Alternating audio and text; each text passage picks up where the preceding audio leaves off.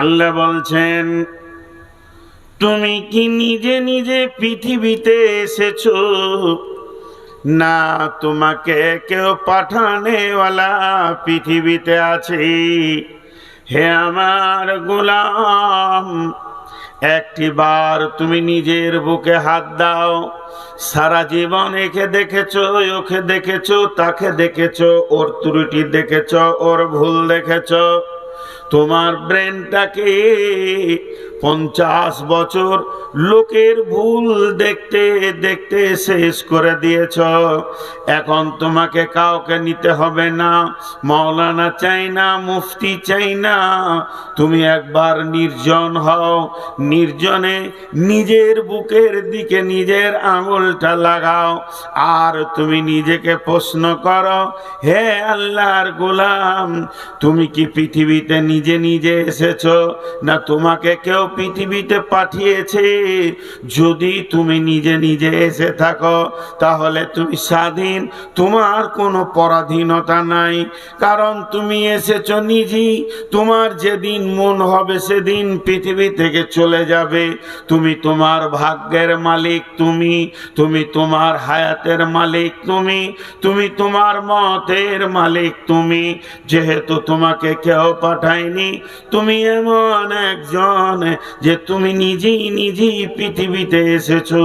অতএব তোমার পেছনে কোনো স্রষ্টা বলে কেউ নাই। তুমি যখন ইচ্ছা যা ইচ্ছা চলে যাবে, তোমাকে কেউ কিছু বলবে না। তোমার জন্য কোনো ইবাদত নাই, তোমার জন্য কোনো নামাজ নাই, রোজা নাই, তোমার জন্য মদ হারাম নাই, তোমার জন্য পর্দা নাই, কারণ তুমি নিজের মালিক নিজে। আম খুলিকুম মিন গায়রি শাইইন আম হুমুল খালিকুন। আর না, তুমি ভেবে দেখো তোমাকে কেউ বানিয়েছে কি? যদি তোমাকে কেউ বানিয়ে থাকে, তোমার পেছনে যদি কেউ স্রষ্টা থাকে, তোমাকে যদি কেউ পৃথিবীতে এনে থাকে, তাহলে মাবুদকে তুমি গবেষণা করে বের করো। নিশ্চয়ই তোমার পৃথিবীতে আসার ব্যাপারে তোমার পেছনে একটা মাবুদ রয়েছে, একজন মালিক রয়েছে। ওই মালিককে তোমাকে খুঁজে বের করতেই হবে। এটাই হচ্ছে তোমার ফিকিরের মূল্য।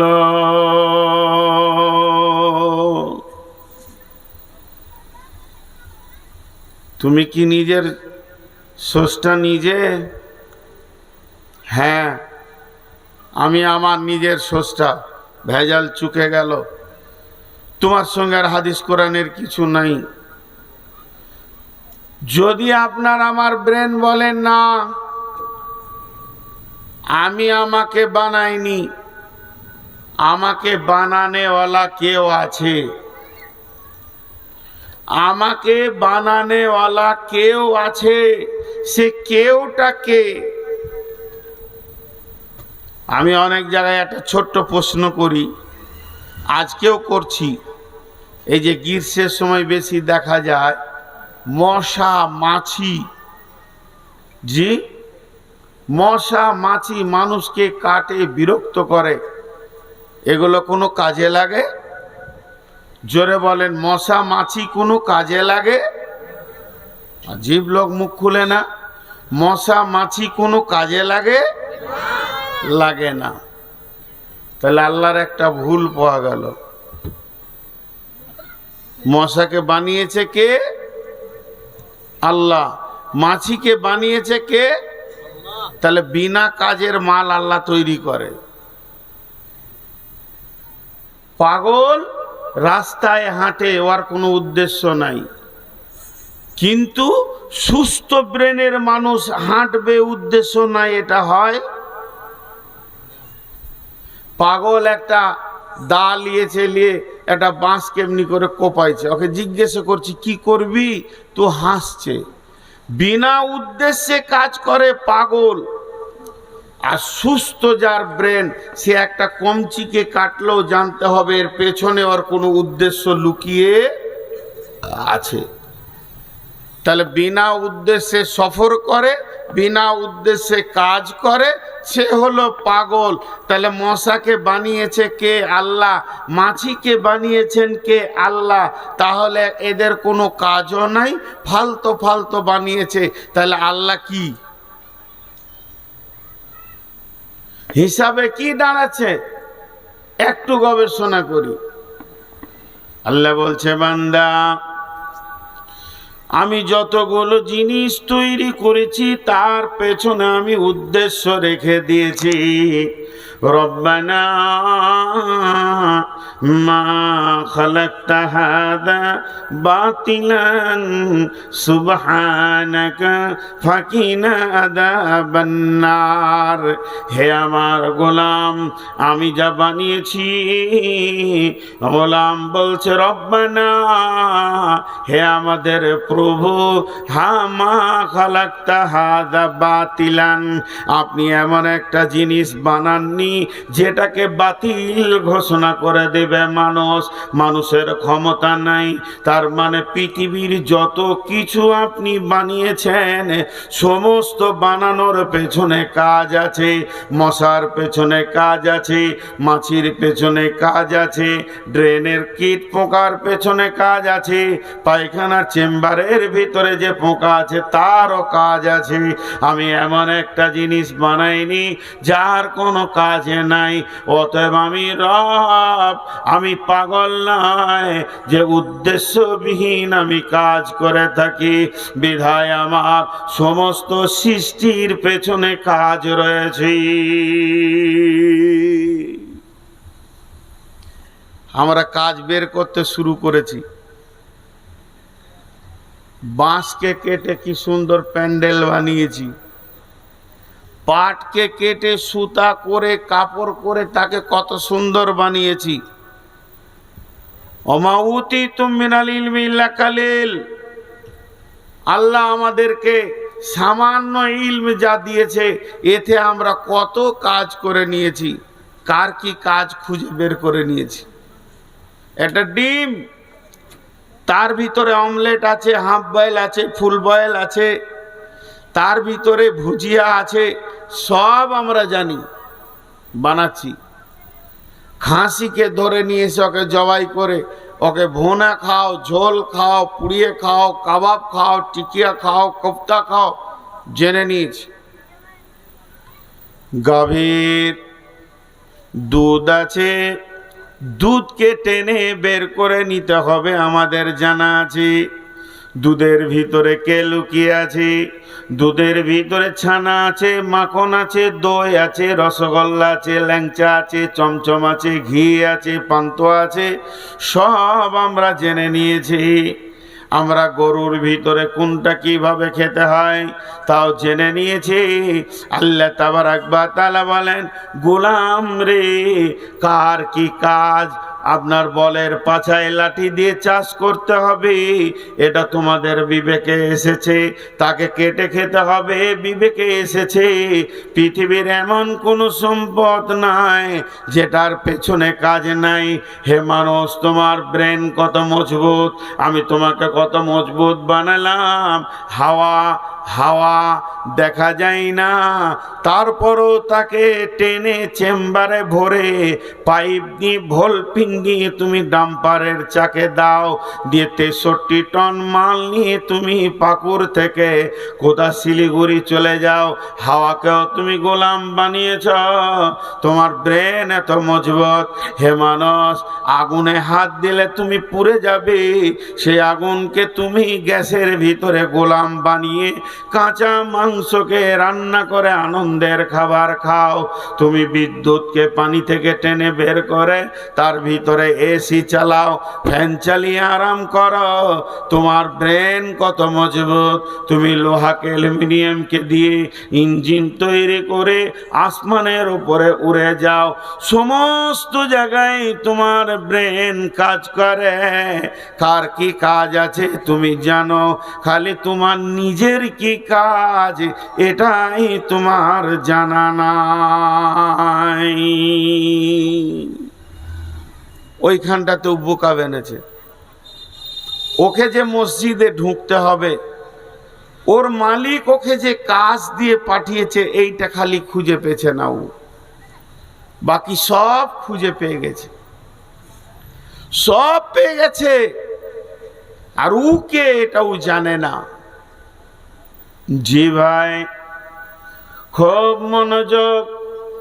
আল্লাহ তাবারক ওয়া তাআলা বলছেন, গোলাম একটিবার তুমি নিজেকে নিয়ে গবেষণা করো, তুমি একবার ফিকির করো, বিশ্ব নবী যখন পৃথিবীতে আসলেন নবুয়তি পাবেন, এই রকম অবস্থায় এখনো নবুয়তি পায়নি। চারিদিকে মেয়েদেরকে জীবিত পুঁতে দেওয়া হয়, কেটে ফেলে দেওয়া হয়, রাহাজানি চিন্তায় মক্কা মদিনা ভরে গেছে। বিশ্ব নবীর ঘুম হয় না, তার মাথায় ফিকির চেপে গেল, জাতি কি নষ্ট হয়ে যাবে, জাতি কি রাস্তা পাবে না। চোখের পানিতে গারে হিরাতে কাঁদতে শুরু করলেন। বন্ধুরে আমার, বলা বাহুল্য কথায় এতটুকু, আজকে আমি আমার কাজ খুঁজে পেছি না। আমি কে, আমি কেন, আমি কে, আমি কেন, মাত্র দুটি প্রশ্ন করেন, আমি আর আপনাদেরকে নতুন কিছু সবক দিছি না। আজকে থেকে একটা কাজ করেন, একবার নির্জনতা অবলম্বন করেন, আর দুটি কথাকে নিয়ে একবার গবেষণা করে দেখেন, নিশ্চয় আল্লাহ আপনার আমার জন্যে হেদায়েতের দ্বারকে উন্মুক্ত করে দেবেন।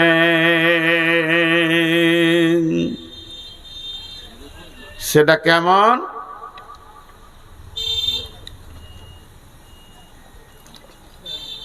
দুটি জিনিস একবার একা একা বলেন, সবাইকে বলছি, যার বিবেকের চেতনতা আছে তাকেই বলছি। একবার এই কথাটা আপনারা আমল করবেন, আর কিছু করতে হবে না।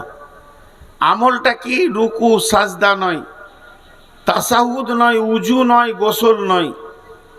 বিশ্বনবী যেটা করেছিলেন, বৈজ্ঞানিক মোহাম্মদ সাল্লাল্লাহু আলাইহি সাল্লাম বইয়ে লিখছেন, জগৎগুরু হযরত মুহাম্মদ মুস্তাফা সাল্লাল্লাহু আলাইহি সাল্লামে ডক্টর নুরুল ইসলাম লিখছেন যে বিশ্বনবী ধ্যানের সঙ্গে চিন্তা করেছিলেন, আমি কে, আমি কেন। একে যদি জিজ্ঞাসা করা হয় ওই দুটি কথা, আমি কে, ই বলবে আমি চশমা। আমি কেন, ছোট অক্ষরকে বড় দেখাবো। আমি কে, আমি মোবাইল। আমি কেন, তো আমি দুই বন্ধুর সঙ্গে কানেক্ট করে দিব। আমি কে, না আমি ফ্যান। আমি কেন, না আমি হাওয়া দিব। আমি কে, না আমি কলম।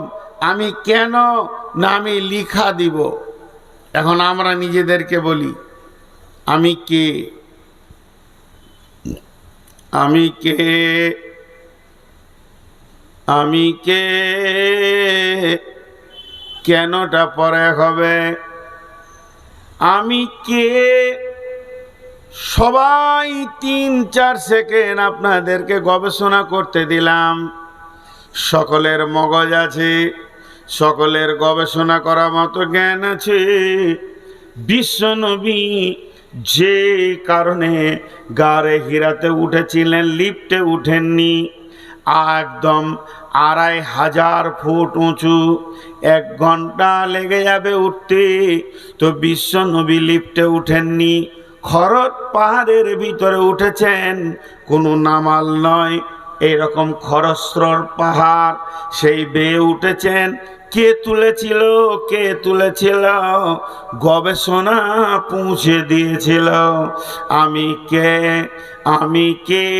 এখানে যতগুলি লোক বসে আছি, জোরে বলবেন না, একদম দিলের ভিতরে অন্তত নিজেকে বলেন, আমি কে, আমি কে, আমার পরিচয় কি এই পৃথিবীতে, আমাকে কে পাঠালো, আমি কার কারণে এলাম, কে আমাকে এই দুনিয়াতে পাঠিয়েছে। এই গবেষণাটা করবেন তো দেখবেন 3খানা কথা আপনার বিবেক আপনাকে বলবে। 1 নম্বরে আমি কি, আমি আল্লাহর গোলাম, এটা আমার প্রথম পরিচয়।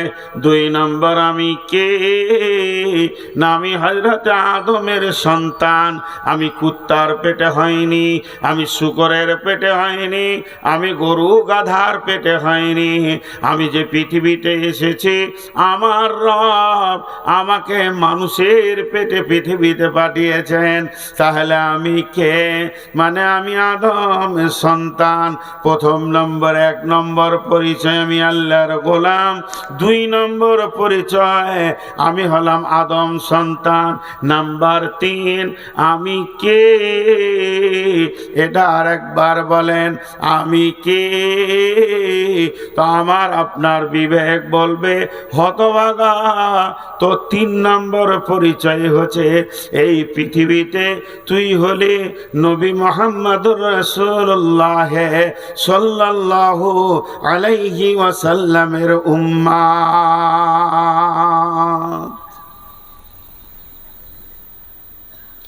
আমাদের পরিচয় 3টি।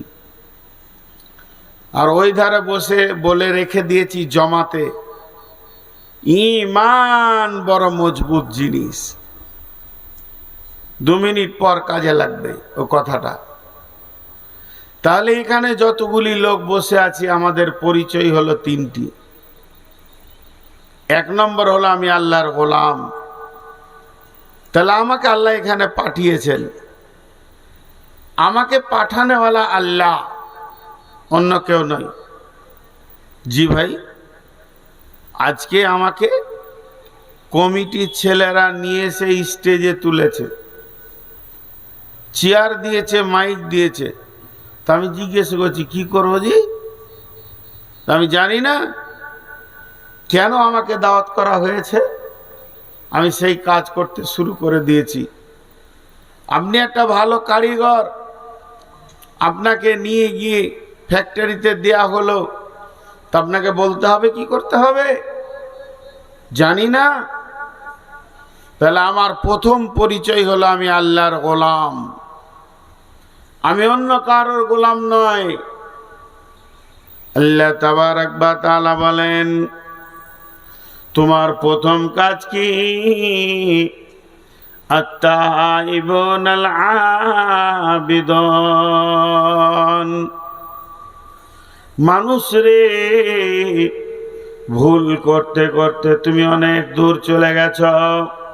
তুমি তওবা করে নাও এবং আমি রবের তুমি গোলামি করো, ইবাদত করো। অতএব আমি কে? আমি হলাম আল্লাহর গোলাম। আল্লাহ ছাড়া কারো গোলামি করব না। আমার ঈমান, আমার আকীদা সম্পূর্ণ আল্লাহর উপরে থাকবে। এই পৃথিবীতে সুখের মালিক আল্লাহ, দুঃখের মালিক আল্লাহ, আমার দোকানে লাভ লসের মালিক আল্লাহ, আমার ভাগ্যে সুখ শান্তির মালিক আল্লাহ। আমি আল্লাহ ছাড়া অন্য কারো গোলামি করব না। আমি কে? না আমি আল্লাহর গোলাম। আমি কেন? না আমি আল্লাহ ছাড়া অন্য কারো গোলামি করব না। আল্লাহ বলছেন, নবী তুমি ওদেরকে বলে দাও, কুল তাআলাউ আতলু মা হাররামা রাব্বুকুম আলাইকুম আল্লা তুশরিকু বিহি শাইয়া। হে আমার নবী, তুমি ওদেরকে বলে দাও, আমার আয়াতকে তেলাওয়াত করে শুনিয়ে দাও, আমার গোলাম আমি ছাড়া অন্য কারো যেন ইবাদত না করে। মাশাআল্লাহ, আপনাদের এলাকা সম্পর্কে আমি যথেষ্ট অবগত। এই এলাকাতে আমাদের এলাকার মতো অত জমজমাটি শিরক নাই, তবে ব্যবহার জগতে অনেক মুশরিক দেখা যায়। আমি আল্লাহর গোলাম, এই গোলামিত্ব থেকে আমাকে কেউ সরাতে পারবে না। কিন্তু আজ মানুষ আল্লাহর উপরে বিশ্বাস কতটা আছে? দোকানকে মাবুদ মনে করে নিয়েছে। ব্যবসা আমাকে খেতে দেয়, বাগান আমাকে খেতে দেয়, আমার রুজির মালিক আমার দোকান, আমার রুজির মালিক আমার বাগান, আমার জমি, আমার চাষ। কিন্তু না, প্রকৃত মালিক হলেন আল্লাহ। আমি আল্লাহ ছাড়া কারো কাছে মাথা নামা করব না। আল্লাহ তাবারাক ওয়া তাআলা বলেন, ইন্নাহু মান ইউশরিক বিল্লাহি ফাকাদ হারামাল্লাহু আলাইহিল জান্নাতা ওয়া মাওয়াহুম নার।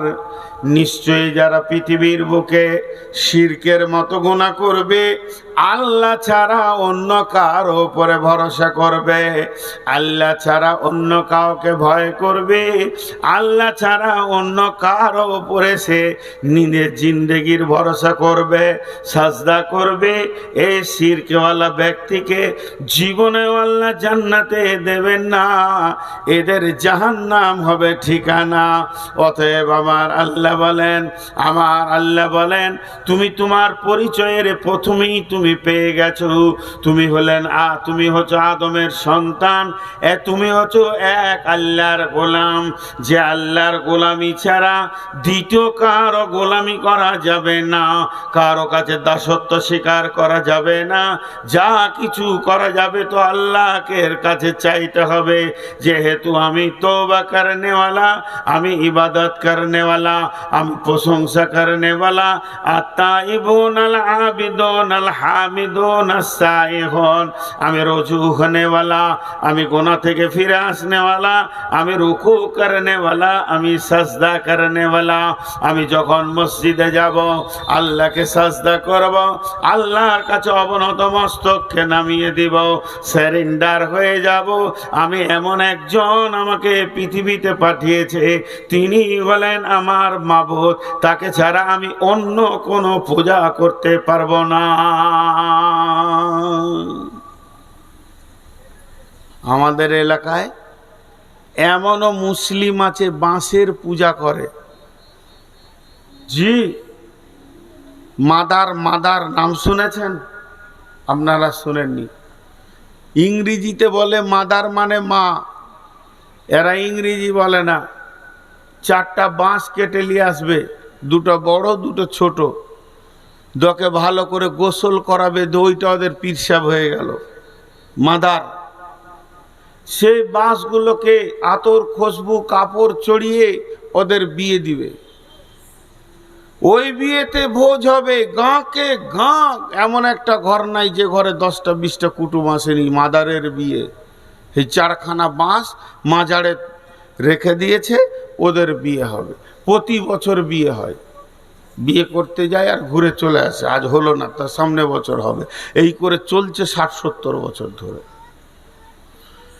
এ মুসলমান সেই বাপ মাদারের কাছে চায়, পীরের কাছে চায়, গাউসের কাছে চায়, কুতুবের কাছে চায়। জি, খাজা বাবা, দাতা বাবা, পীর বাবা, এদের বাবার শেষ নাই। আল্লাহ বলছে এর থেকে সাবধান। তুমি তোমার পরিচয় প্রথমেই ভেবে নাও তুমি আমার গোলাম, আমি ছাড়া তোমার কারো গোলামি করা চলবে না। জান চলে যাবে, মরে যাব, তো আল্লাহর গোলামি ছাড়বো না। আল্লাহর নবী বলছেন, মাআজ লা তুশরিক বিল্লাহি শাইয়া ওয়া ইন কুতিলতা আও হুররিকতা। মাআজ রে,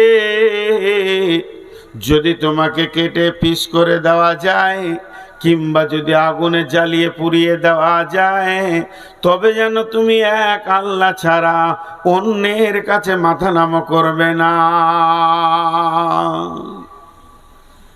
আমরা নিজেদেরকে আহলুল হাদিস বলে দাবি করছি, আমরা নিজেদেরকে আহলুল হাদিস বলে দাবি করছি। আলহামদুলিল্লাহ, শুকরিয়া সুম্মা আলহামদুলিল্লাহ, আল্লাহ আমাদেরকে সহি আকীদার মধ্যে এনে দিয়েছে। কিন্তু জানেন, আমাদের কিছু কাবিরা গুনাহ আছে। শয়তান, দেখবেন সাহাবীরা প্রশ্ন করেছিলেন, কি প্রশ্ন?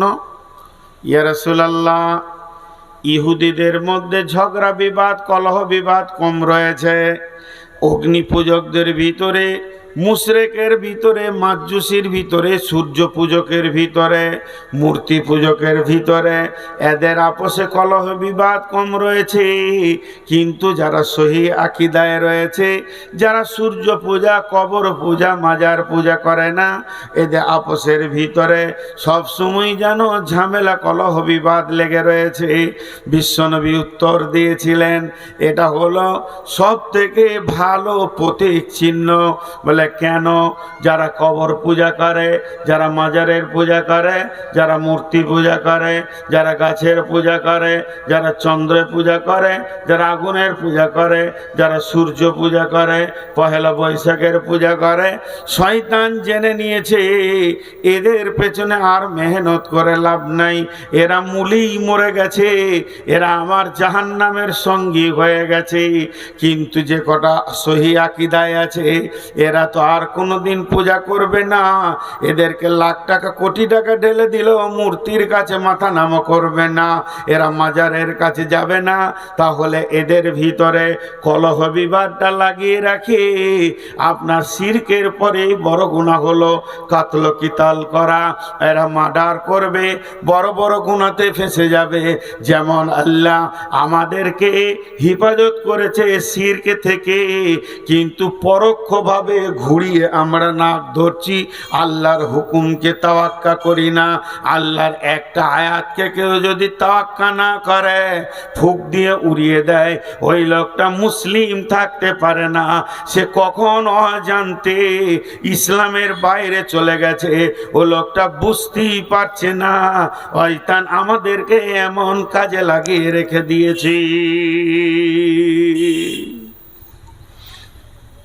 গাজীনগরের লোক, জোরে চিল্লাইতে হবে না, ছোট ছোট করে শব্দ দিয়ে উত্তর দেন। গোটা কোরআনের একটা আয়াত ভুল আছে? গোটা কোরআনের একটা আয়াত আল্লাহ যা দিয়েছে তার মধ্যে আল্লাহ অতিরিক্ত দিয়ে দিয়েছে, আমাদের প্রয়োজনের বাইরে দিয়ে দিয়েছে? কথা হ্যাঁ না বলে না? যা আছে তা সব সত্য। একবার বলেন সত্য। তাহলে আয়াতে যেখানে ফারাইজের কথা আছে, বাপ মায়ের জমি বেটা কত পাবে, বেটি কত পাবে, ওইটি ভুল। আবার হ্যাঁ না বলে না? তাহলে বেটিকে ফাঁকি দিয়ে বেটাকে লেখে কেন ডিহিবারে? পরোক্ষভাবে